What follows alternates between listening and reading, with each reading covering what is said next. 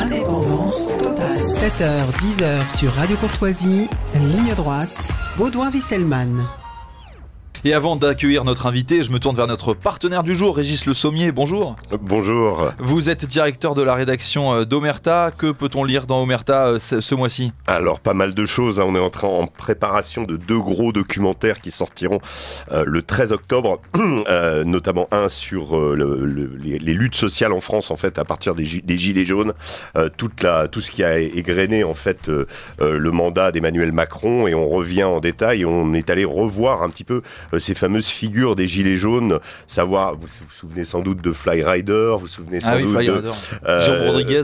Exactement, et donc que sont-ils devenus aujourd'hui, que gardent-ils de cette époque, et on a voulu vraiment sonder, revenir à fond sur cet épisode marquant de ce qui s'est passé en France pendant les dernières années, en fait.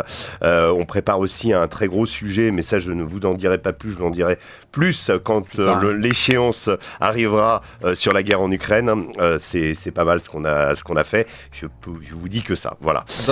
Voilà. Et puis sinon, on couvre l'actualité, notamment cette affaire de l'ancien Waffen-SS ovationné au Parlement canadien, et également aujourd'hui on va vous préparer quelque chose sur Nord Stream, sur ce mystère du gazoduc russe explosé. C'était il y a 1 an, et voilà, et on fait le point sur l'enquête sur ce sabotage et ce dossier. Voilà. Merci beaucoup Régis, et je vous propose qu'on se tourne vers notre invité Danilo Pagliaro.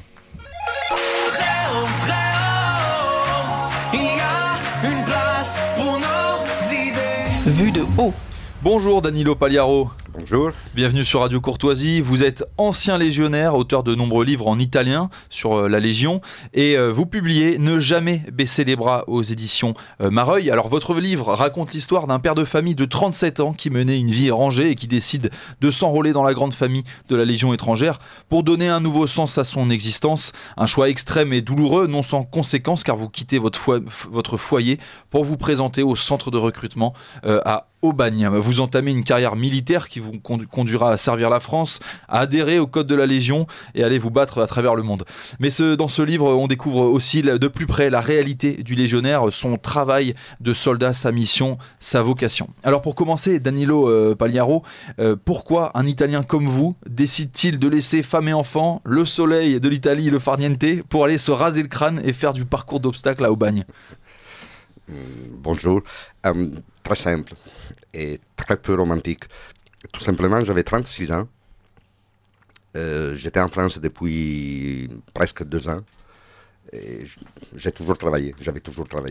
J'avais fait un peu de tout. Du paysan au vendange, au machiniste dans une compagnie théâtrale, le concierge dans les hôtels. Mais j'ai cherché un travail stable. C'est pas si romantique que ça.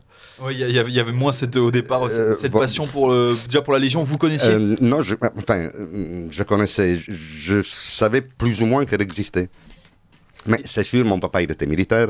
Il était dans les douanes. Il a fait 44 ans de service dans les douanes. Moi, j'avais été militaire, appelé. J'avais fait 18 mois dans la marine en Italie. C'était un milieu que j'aimais, de toute façon. Et j'ai découvert en France que la Légion réellement, elle existait vraiment. Et je me suis dit, tiens, pourquoi pas ? Même si j'avais 36 ans, presque 37, à la Légion, on peut s'engager jusqu'à 40 ans. La seule chose, j'y tiens. Ces livres, comme vous l'avez présenté, on dirait que c'est ma biographie. Moi, je suis personne, j'intéresse personne. Je parle de moi tout simplement pour apporter un témoignage direct. Mais le sujet, le protagoniste, c'est la Légion. Moi, je veux parler de la Légion. J'en ai vraiment marre d'entendre tout ce que l'on entend. Qu'on a des criminels, des délinquants, des repris de justice, poursuivis par les gendarmes et tout ça. C'est complètement faux. Et donc, j'ai voulu apporter, je répète, un témoignage direct. Donc, bien sûr, je parle de moi parce que j'ai vu, j'ai entendu, j'étais là, j'ai entendu, j'ai fait, j'ai subi. C'est dans ce sens-là que je parle de moi. Mais le sujet est la grande Légion étrangère. Moi, j'ai une question à vous poser qui vient d'une expérience personnelle. J'ai accompagné le premier REC, on en parlait tout à l'heure avant l'émission, dans une mission en Afrique au Mali. Et ce qui m'avait surpris, c'est les histoires des légionnaires. Chaque légionnaire a une histoire singulière, différente de l'autre légionnaire, mais surtout cette volonté de certains. Moi, je me souviens d'un Moldave par exemple, qui m'avait raconté avoir quitté son pays et avoir fait le parcours des migrants, s'être fait virer aux frontières de l'espace Schengen en arrivant en Pologne, avoir été obligé de recommencer, etc. Tout simplement pour aller signer à Aubagne et s'engager dans la Légion.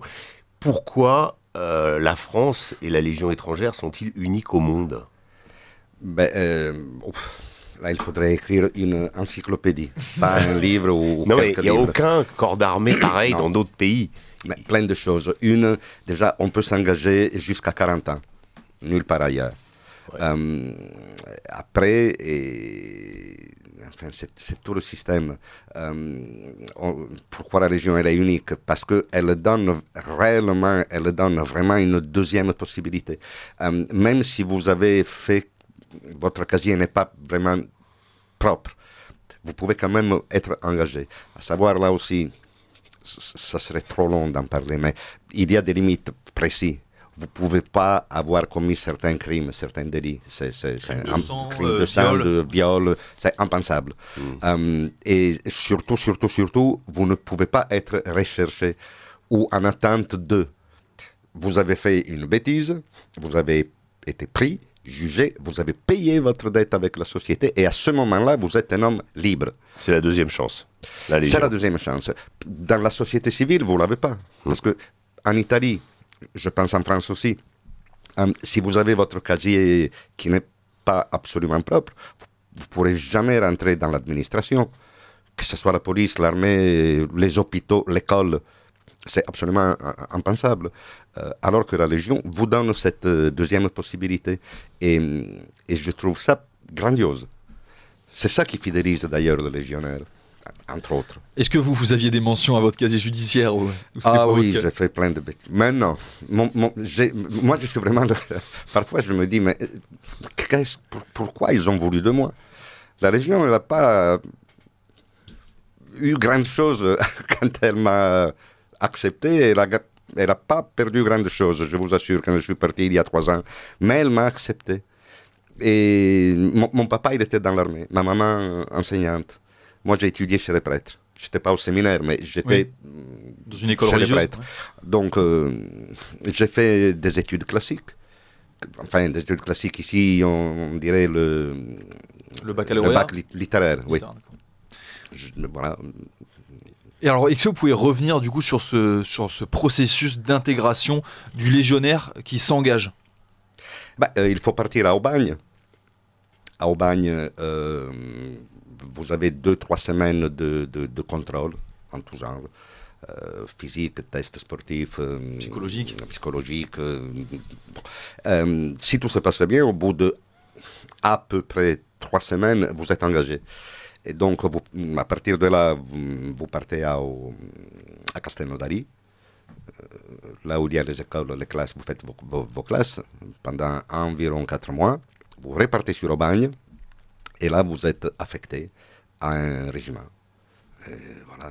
Et après, ça se fait petit à petit, je veux dire.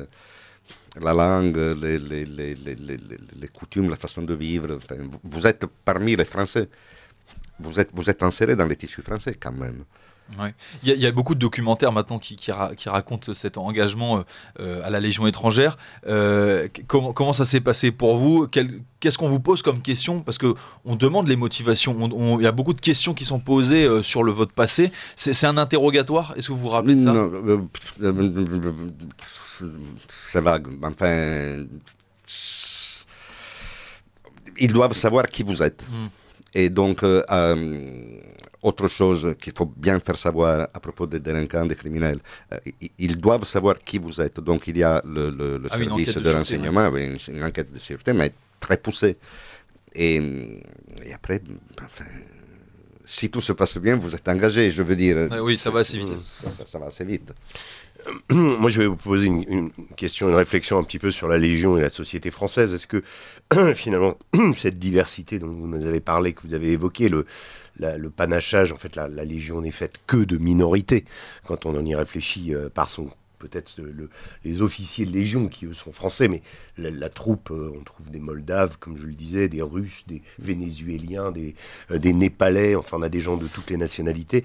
Est-ce que finalement dans le modèle de la Légion, dans ce modèle d'intégration autour d'un certain nombre de valeurs fortes, est-ce qu'il n'y a pas un modèle à appliquer peut-être dans d'autres corps de l'armée française, une manière d'intégrer peut-être davantage les minorités? Est-ce que c'est pas un aiguillon pour notre société, cette Légion? C'est impossible. Ce n'est même pas envisageable. Parce que ça deviendrait trop compliqué. Mais vous voyez, là vous parlez de panachage. La première chose qui m'est venue comme ça, en tête, c'est le Noël. La Légion fête Noël à la maison. La maison, c'est à la Légion. Donc tout le monde est là. Toutes les unités. Pas dans leur famille. Si, mais bien sûr que oui. C'est ça la famille. Oui, c'est la Légion, la famille. C'est la Légion, la famille. C'est assez compliqué à faire comprendre. Après, vous me dites, parce qu'il y a justement plusieurs ethnies, couleurs de peau, religions, on s'en fout. Personne ne vous demande de devenir chrétien. Mais Noël, ça se fête. La Légion fête Noël. Donc tout le monde, tous. La force de la Légion est que justement, il n'y a pas les Italiens, les Arabes, les musulmans, les peu importe. Il y a des képis blancs, il y a des légionnaires. Et nous avons une mission. Et par définition, pour nous, la mission est sacrée. Alors là, il y a les politiquement corrects. Maintenant, ça a changé. Mais moi, il y a 20 ans, je me suis engagé en 1994, le code d'honneur disait, la mission est sacrée. Tu l'exécutes jusqu'au bout, à tout prix. Point. Ça reste pas trop d'espace aux interprétations. Donc, les ordres, mais ce sont les ordres. Donc, le 24 décembre, on fête Noël. Point. C'est un ordre. On exécute. Sans état d'âme, sans religion, c'est terminé. C'est comme ça. Noël est une mission presque. Oui, mais on ne peut pas mais imaginez proposer ça dans un autre corps d'armée ou dans la police ou dans le civil. Ce n'est même pas envisageable. Bien sûr. Est-ce que vous rappelez du code du légionnaire? Est-ce que vous pouvez nous le réciter? Légionnaire, tu es un soldat servant la France avec honneur et fidélité. De chaque légionnaire est ton frère d'armes. Tu lui manifestes la solidarité étroite qui doit unir les membres d'une même famille. Etc. etc. Et ça, alors vous parliez déjà français, vous avez dû l'apprendre en vous engageant. Est-ce que c'est ce code du légionnaire, est-ce qu'il vous a transcendé, est-ce qu'il vous a accompagné toute cette carrière? Comment il a résonné chez vous? Vous savez, par rapport à la langue, forcément il faut apprendre le français, mais non, je ne parle pas français. Quand je suis arrivé en France, je savais dire, parce qu'il y avait la chanson à l'époque, voulez-vous coucher avec moi ce soir? J'ai vite compris qu'il ne fallait pas dire ça au sergent de semaine, parce que ça aurait pu se passer très mal. Donc voilà, je l'ai appris comme ça, en parlant, en étant avec les Français. Le code d'honneur, mais le code d'honneur, c'est du papier. Après... On l'avait vécu quand même. Mais il faut le vivre. Enfin, à la Légion, il n'y a pas tout le monde qui peut s'engager, mais entre autres, ce n'est pas que du physique. Il faut avoir une certaine mentalité. C'est sûr que le type qui est syndicaliste convaincu dans sa tête, qui veut que les droits, que ça, que mi, que si, il n'a pas sa place, mais pas à la Légion, dans les armées en général. Donc le code d'honneur, oui, c'est une référence. Et justement, vous parlez dans votre livre de la mentalité légionnaire. Alors, nous, civils, déjà la mentalité militaire, on ne connaît pas forcément ou de loin. Qu'est-ce que c'est la mentalité légionnaire? Mais c'est la mentalité. Tous les soldats devraient avoir cette mentalité. Et tous les soldats avaient cette mentalité. Moi, j'ai fait mon service, en plus, j'étais appelé, je n'étais même pas un professionnel, mais je l'ai fait en 77. Et la mentalité dans l'armée italienne en 77 était la même. Et un peu dans toutes les armées.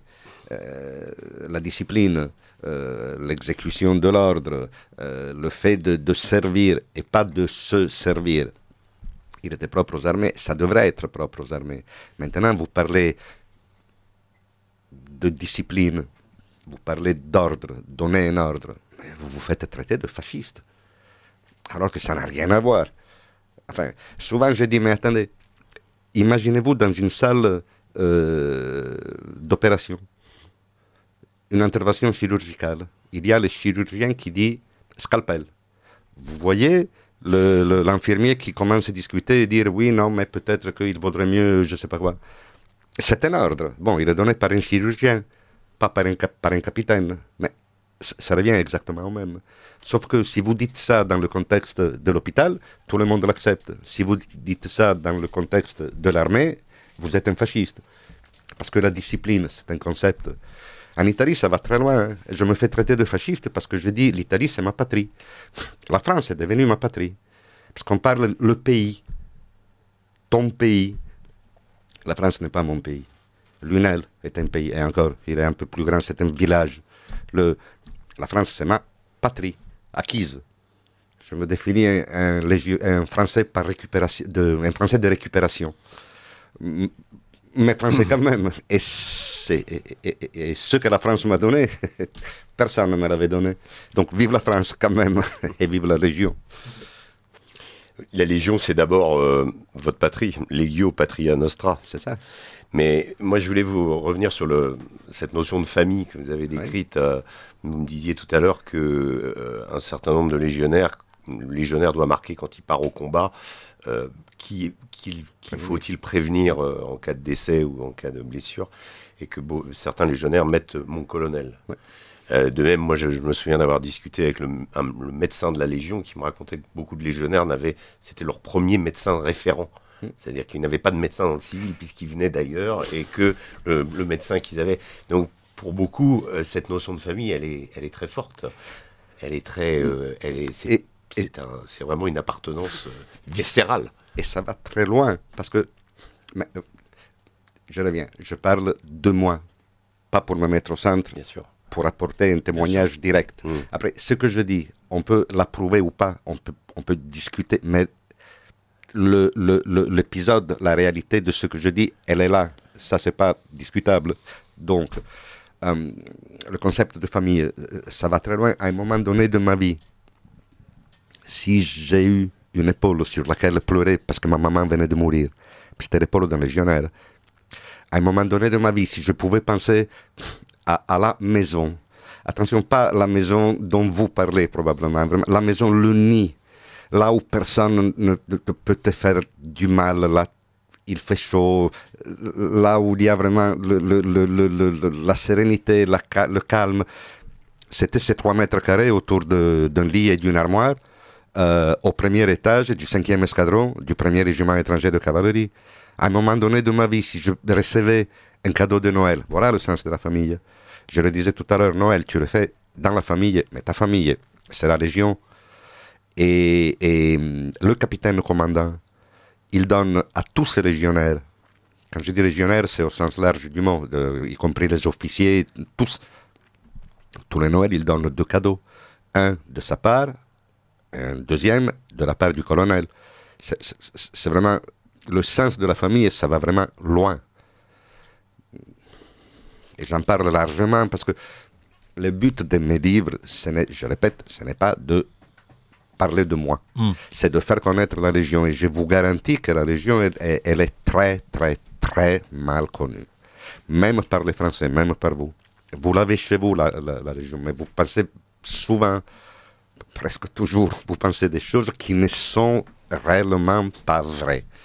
Et c'est ça que j'aimerais remettre en place. Je le dois à la Légion, qu'elle ne m'a rien demandé, attention. Personne ne m'a rien demandé. Oui, c'est pas une commande de la Légion de non, d'écrire absolument pas. Et peut-être qu'ils ne sont pas contents de ce que je dis, mais... Oui, il y a des passages, on pourra y revenir, qui peuvent sans doute leur faire grincer des dents. Alors, quelles ont été vos années de service, Danilo Pagliaro ? 23 ans et demi de service actif. De quand à quand ? Ah, pardon, fin 94 à 2018. D'accord, mais alors vous n'avez pas connu cette époque où la Légion avait des camps de rétorsion très durs parce qu'il y avait parfois des soldats traumatisés qui étaient envoyés dans des camps de redressement. Vous n'avez pas connu cette époque des camps Là, de Corté, je vois de tout quoi ça.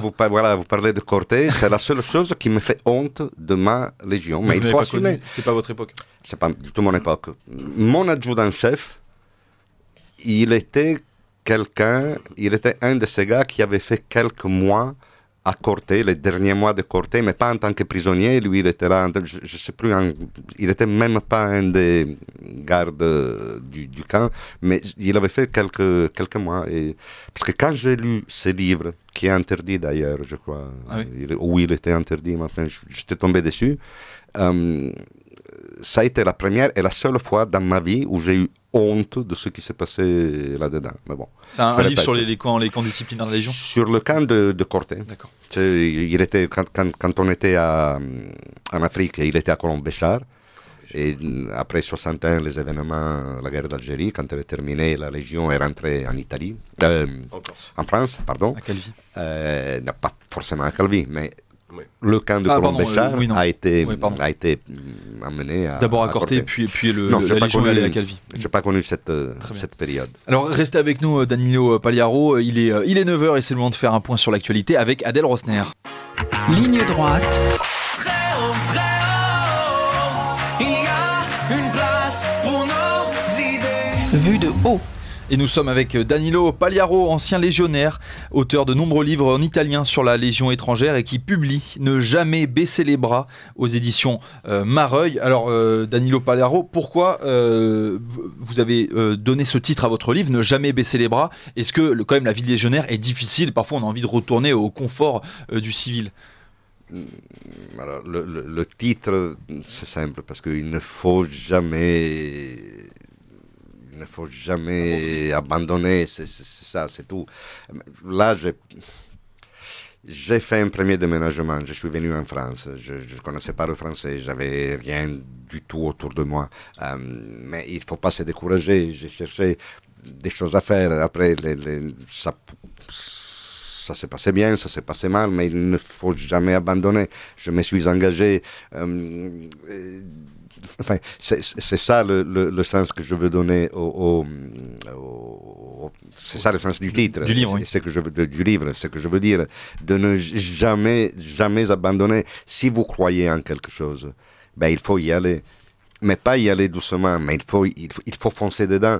Vous tombez, vous vous cassez un bras. Tant pis, il va se réparer. Et après, il faut repartir. Pas avec la peur que vous pourriez tomber une deuxième fois. Vous tombez 1000 fois, vous vous relevez 1001 fois. La personne qui vraiment, l'homme, ce n'est pas le type qui accepte. C'est la personne qui combat pour arriver à ses fins. C'est tout ce que je veux dire dans mes livres. C'est un peu l'histoire de ma vie. C'est très prétentieux de dire que je suis quelqu'un qui n'a jamais baissé les bras. Mais enfin, C'était votre objectif. je me mets au défi. Tout seul. À 36 ans, je me suis engagé à la Légion étrangère. C'était dur, oui, c'était dur. Attention, de tromper réellement vous. Ce n'est pas comme dans les films. Ce n'est pas horrible. C'est vrai, c'est dur. C'est physique. À un moment donné, c'est psychologique. Il faut aussi la tête. C'est surtout la tête. Après, il faut que le physique suit. Mais c'est là-dedans que ça se passe. Mais il faut y aller. C'est tout le message que je donne. Enfin, je n'ai pas de message à donner encore, il ne manquerait que ça. Mais après, il y a quelques années, quand j'ai envisagé de terminer la Légion, j'ai recommencé mes études. Alors je me suis retrouvé en fac à 56 ans, 57 ans. Il y avait enfin, j'étais le papy. Et j'étais appelé papy d'ailleurs. Parce que j'étais en première année de fac, j'étais avec des gamines de 18 ans, 19 ans. J'ai eu ma licence à la fac d'Avignon. Je me suis mis encore au défi. Je passais un master.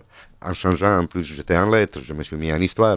Là, je suis D'ailleurs, dès que je rentre à Avignon, demain, après-demain, je passe pour faire l'inscription à la nouvelle année. Je suis en doctorat d'histoire dans la recherche. Il faut y aller. il ne faut pas rester assis à attendre je ne sais pas quoi.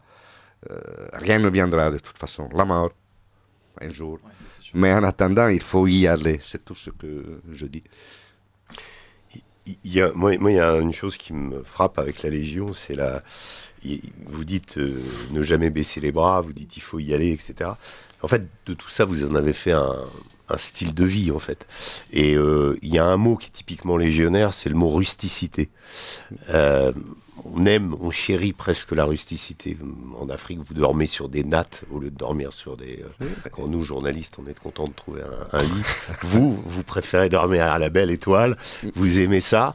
C'est presque... Voilà, vous en avez fait... vos véhicules aussi, c'est pas des choses confortables. Vous n'aimez pas le confort. La Légion n'aime pas le confort. Bon, non, on n'est pas des malades quand même.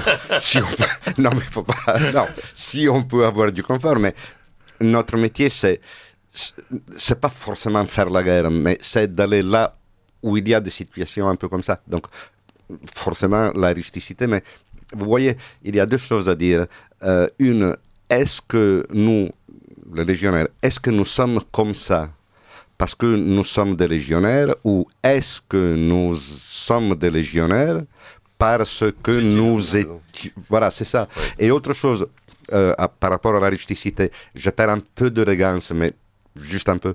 Mais nous, on dit souvent, les légionnaires, enfin, il y a la régulière qui a ses équipements, ces trucs. Nous, il faut partir en mission, ben, on y va avec la bite et le couteau. Et parfois, on n'a même pas le couteau. Voilà, c'est un peu, ça résume. Il y a aussi une chose qui est absolument extraordinaire dans la Légion, c'est la capacité d'utiliser justement les savoir-faire culinaires des différentes ethnies ou des différentes nations qui vous composent pour faire des choses, des repas avec pas grand-chose, mais qui sont absolument délicieux. Mais enfin, Vous avez une anecdote là-dessus sur un repas fait de quasiment rien ou un plat atypique? alors là, ça ne me vient pas, mais ce qui est sûr, c'est que je suis italien, donc à chaque fois on partait faire... Oui, on l'attend à mon accent. Ça fait 30 ans qu'on me dit quel jury... Non mais la bouffe, c'est important. Oui. C'est le moral des troupes. C'est le nerf de la guerre. C'est le nerf de la guerre. Non, mais enfin, souvent quand on faisait des missions, des entraînements, qu'on partait au chalet Renard, à la moitié du Mont Ventoux, il y avait un chalet à nous, donné par la mairie, où on faisait des entraînements, des choses. Et toujours, alors là, ce n'est pas souvent, c'est toujours, à chaque fois on était là, on me donnait l'argent qu'il fallait, je descendais à comment il s'appelle le petit, à Bedouin. Et il y avait un supermarché, un hypermarché, et j'allais chercher la bouffe, c'est moi qui faisais la bouffe, j'étais le cuistot attitré.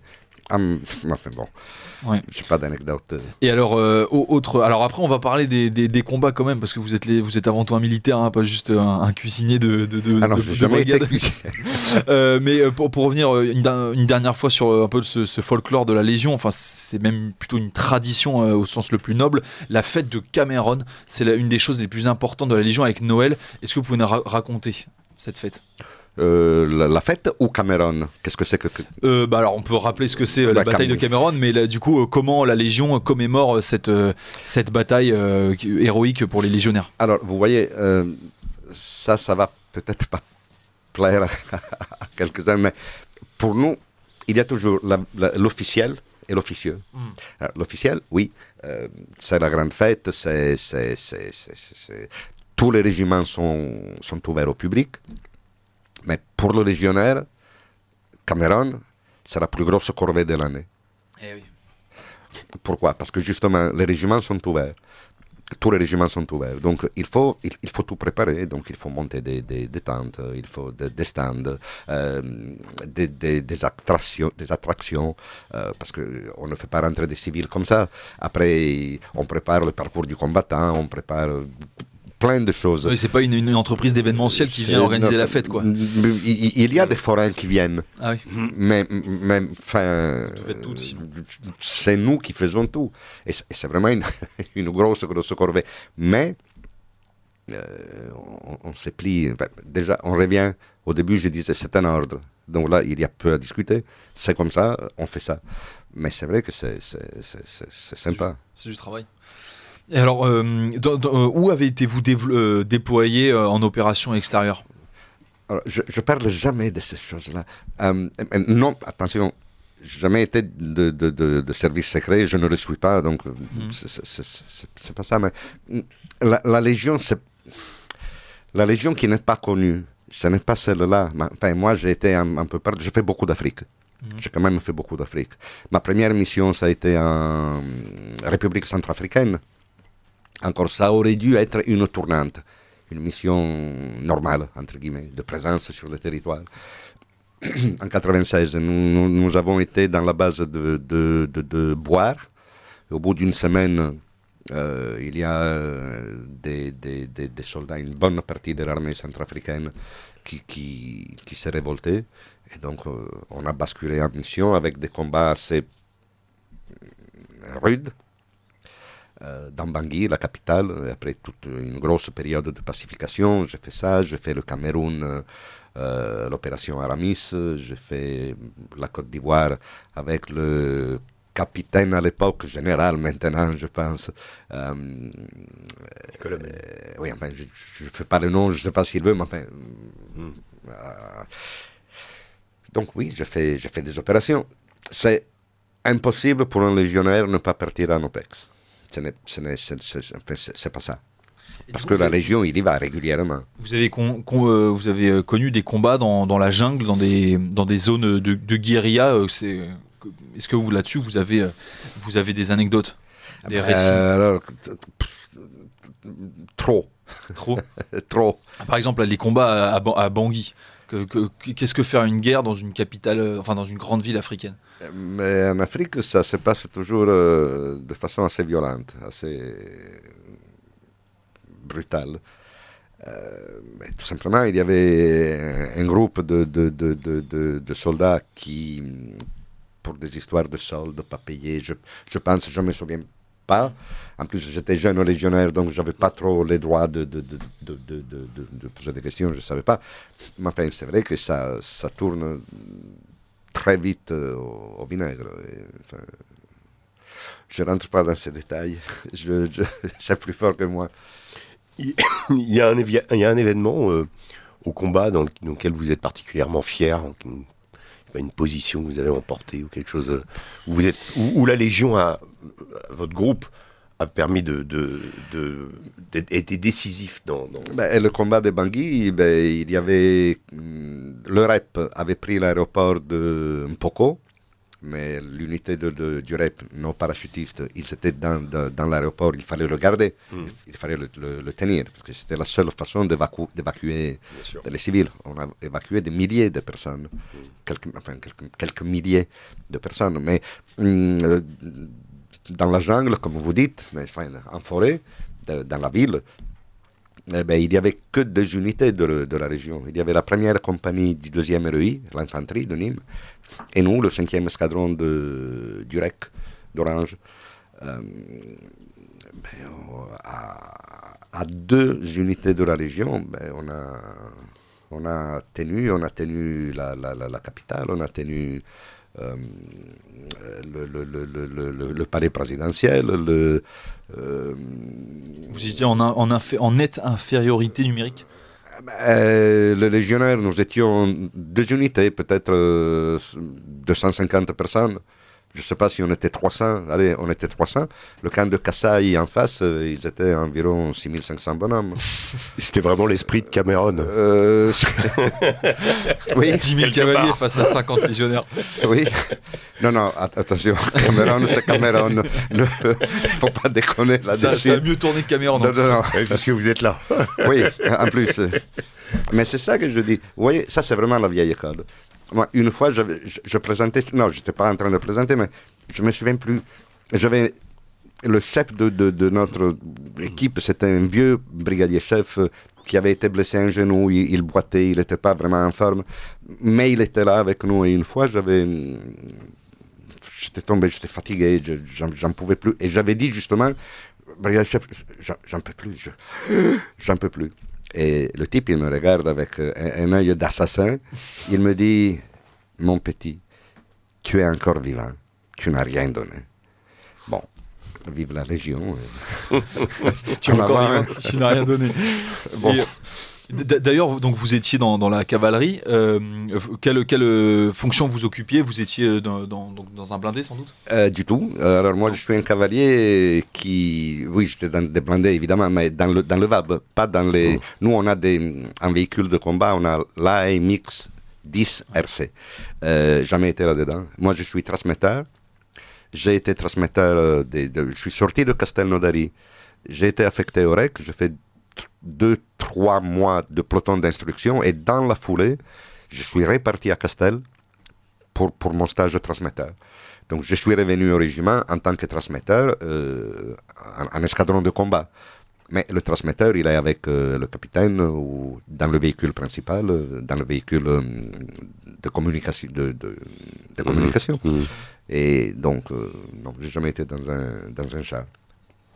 Et après, je me suis occupé beaucoup de plongée. Quand j'ai été muté à Mayotte... Vous avez dit de plonger? Plonger, la plongée sous-marine. Quand je suis parti à Mayotte, pendant 2 ans, j'ai géré la section plongée qui était là-bas. Et j'étais un des aides-moniteurs du centre d'aguerrissement de Mayotte. Donc, aussi transmission, mais c'était surtout du combat amphibie.